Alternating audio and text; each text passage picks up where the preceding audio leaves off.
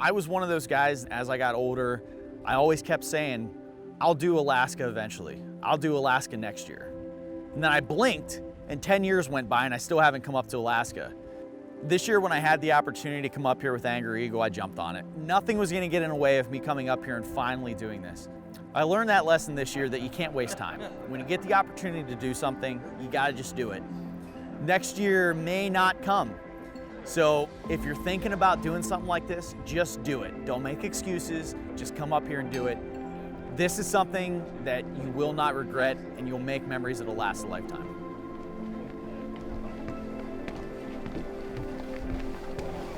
Let's go catch some fish. I've always had an idea in my head of what Alaska might be like.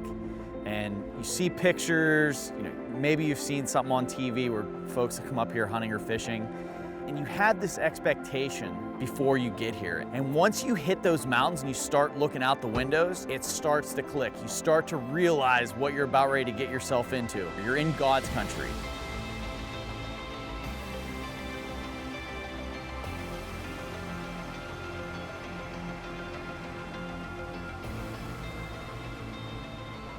It's hard to describe and put this into words, but once you experience it and you get to be just indulged in Alaska, it's absolutely incredible out here.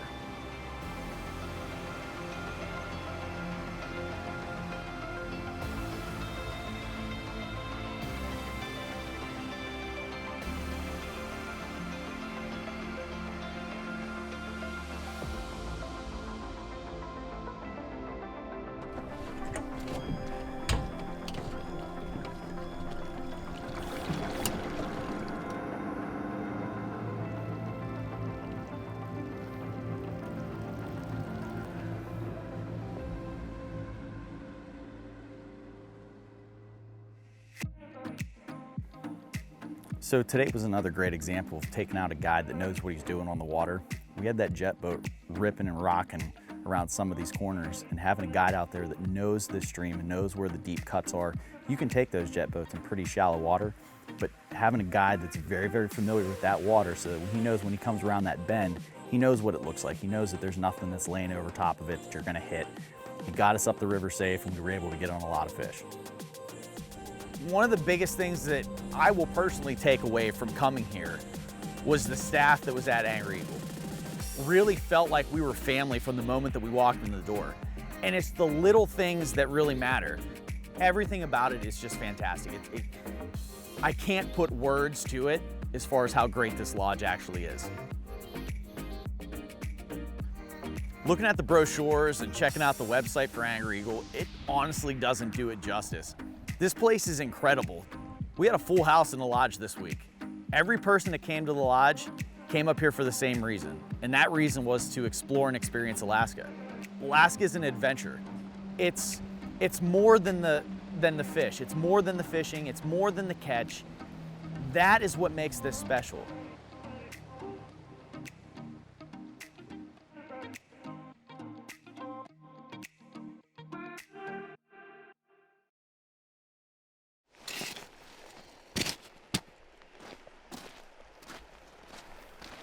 So yesterday we were throwing beads. What's the game plan for today? More beads. More beads? All about the bead game. Bead game. That works. Any preferred color size?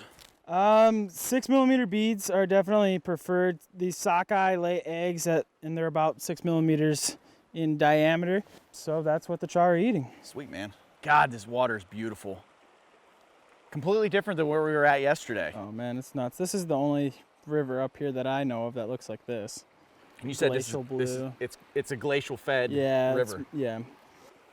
All of these fish that we're seeing right now, each one's 20 plus easily. Right. Like they're all just That's the fish of the year in the Alagnac as far as char goes. Yeah. This is probably the best char river in the world. What leader are you running?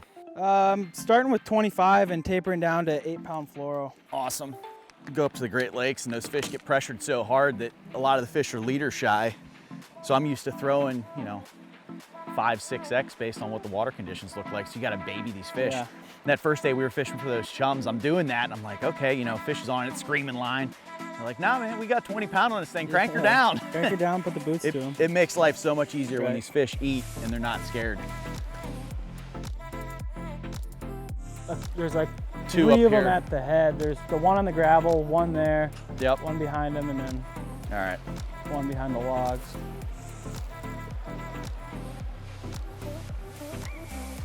Go recast. Yeah. A little bit higher. Yep. That one sees it, he's tracking it. There you go. Got him.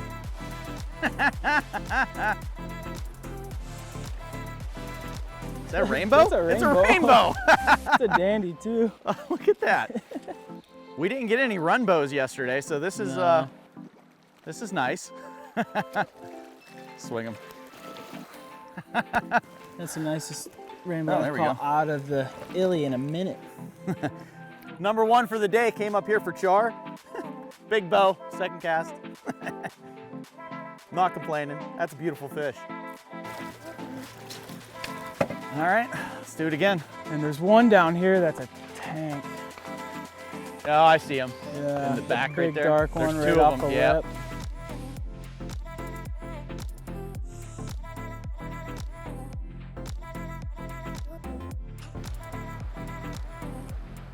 Sees it? Yep, got him.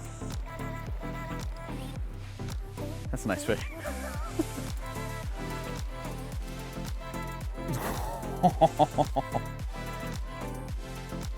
Bucket list. God, that's a pretty fish. Starting to get some green on him. Let's get a tape on this guy. 25 by 10. Taxidermy bill gets bigger. Bye, fish. Yeah. Not bad. Starting the day out. Good Big start bow. to the day. First char, 25 inches. So that one was more, I mean, it didn't have like, when you see pictures of char or dollies, they're, you know, colored up, Yeah. almost got brook trout looking Yeah, colors to spawning them. colors to them. So these fish in here, do they stay like that, or do they get, you know, you get some with some orange to them? So for the most part, they're like that, and even chromer too. For some reason, they spawn a little later in this river than most rivers in this region, but they are bigger than most rivers yeah, in I this mean, it's region for sure. 25-inch fish Yeah, to start the day. that's the fish of the year on most rivers. Where on this river, that's just a cookie cutter. I love it. All right, let's get after it again, man. Cool.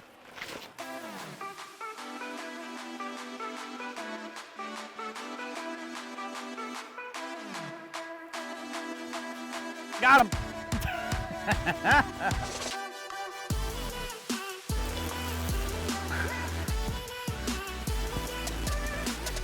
Oh, he's up under something. You wrap? I think so. Let me see if I can work Still him out. on. Yeah, he found there's a stump of some sort that's over there. Walk straight down. He's free. Cool. There we go.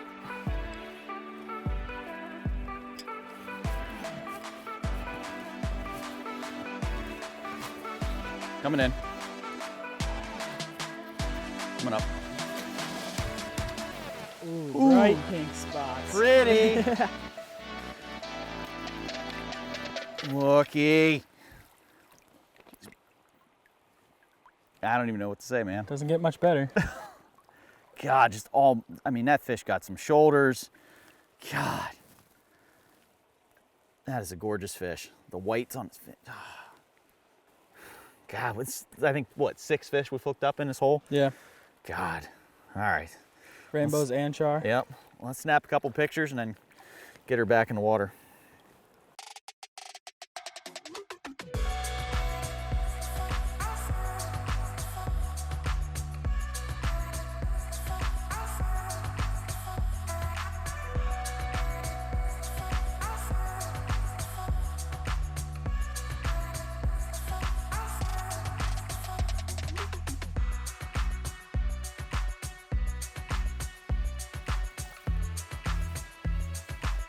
Didn't see that fish. I didn't even see where that guy came from.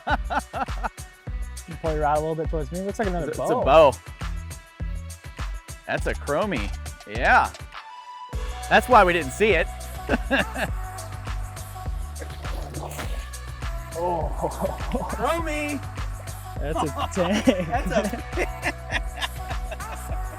That's a dandy. Dude. That's a big one for this river, that's for sure.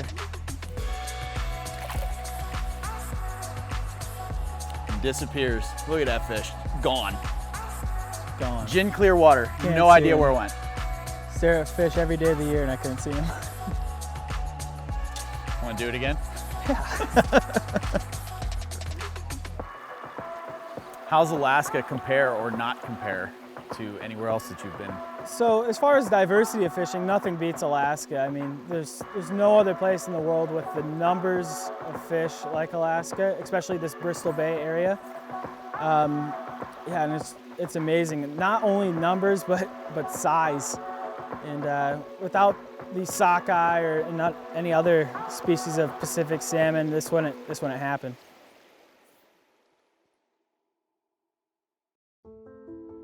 Wrapping up today, you know, you stop and you look around, you just, hands down, that was the most beautiful stream that I've ever fished, just from the landscape, the scenery, the wildlife, and the water itself. Gin clear water, just beautiful. There's fish everywhere.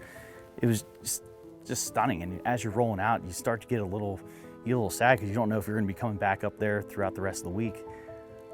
But the excitement starts building because as we're heading back out, we know we still have a couple more days left and there's another adventure waiting for us tomorrow.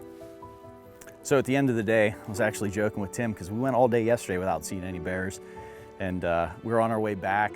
We came around this one bend and there was this big sow there waiting for us. She jumped up on top of the hill and then kind of went downstream a little bit and then jumped out into the stream, gave us a big show.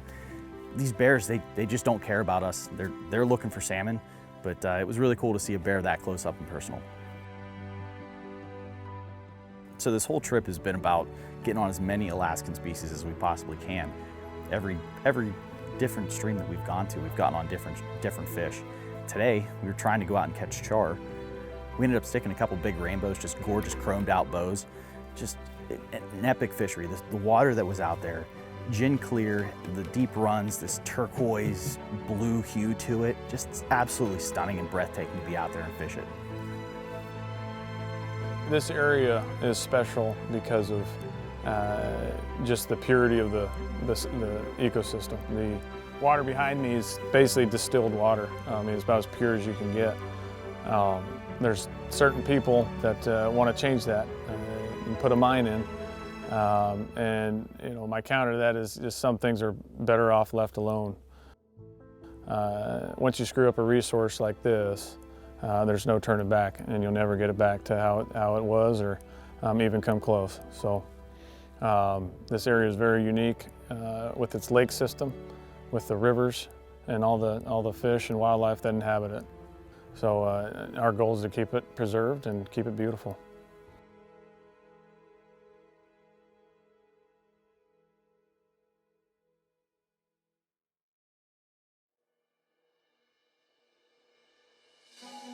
Today, once again, did something completely different. Every day has been a new adventure and every day has just proven to be just as spectacular as the day before. But today we took a ride on the float plane out to the ocean and we were fishing one of the tributaries. Dr. Tom Quinn, who works at a research facility right around the corner from the lodge, came over. They've got a great relationship with Angry Eagle. And we got a few minutes to chat with him about what they're doing over there, why they do it, and get the perspective as far as why this region is so important, not only to the regional ecosystem, but globally as the value that sockeye are. Alaska, without a doubt, is a special place. And it is the last frontier for a reason. This area is just untapped. And we can look through history and look at what we've done in various places in this country and how we've gone in, we've done things, and it's drastically changed that ecosystem. We've turned natural populations into stocking only, or we've completely erased sustainability of a population. Our impact every day causes some sort of impact to the environment in one way, shape, or form.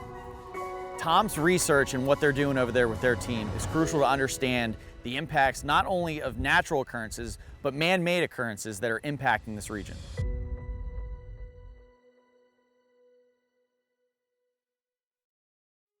Man, this sure is a beautiful place. You know, you got Augustine out there in the Gulf of Alaska, flat, calm, beautiful sand beach here. Creates a little lagoon for the fish. Got the spawning habitat up there.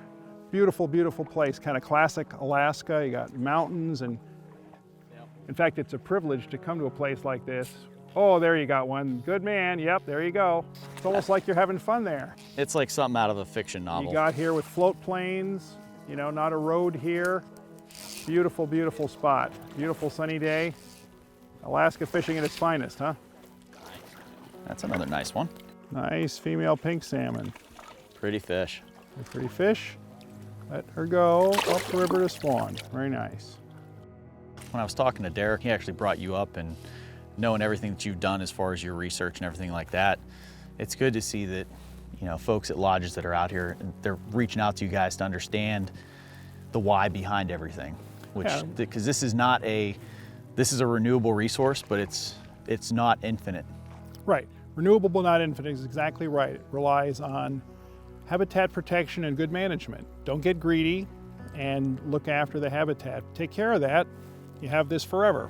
So at your research facility, what are you guys actually doing over there? So our program is all about how to understand the causes of change in population, abundance, and survival of salmon, and how it relates to the rest of the ecosystem. We share a lot of that information with Alaska Department of Fish and Game because we can incorporate that information so that the fisheries are more wisely managed, the populations have enough to replenish themselves and sustain forever. Is there one particular thing or major threat that, you know, everybody has their eyes on? Sure, they're really two, and one is the direct human threat, and the other is a much more diffuse one. So there's interest and proposals for a large mining operation, gold, copper, and other metals, on the north side of Iliamna Lake, between the Iliamna Lake and the Mulchatna Basin, and that would be an enormous and essentially existential threat. I think that this area is a jewel in the crown of Alaska fisheries. If this isn't worth saving, preserving, what is? And a mining operation, without getting into the details of that magnitude, would just have an enormous effect. And if that wouldn't constitute a threat, you know, what would? So I tell people, I say, if you don't draw a line in the sand here, there's no line to be drawn anywhere.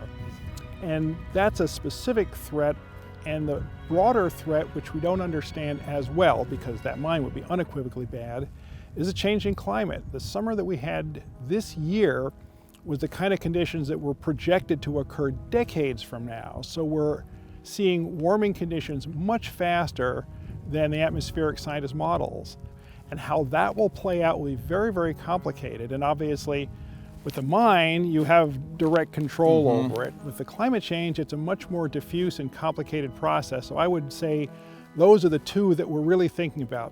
If you have a perfectly functioning ecosystem, just let it go on its own.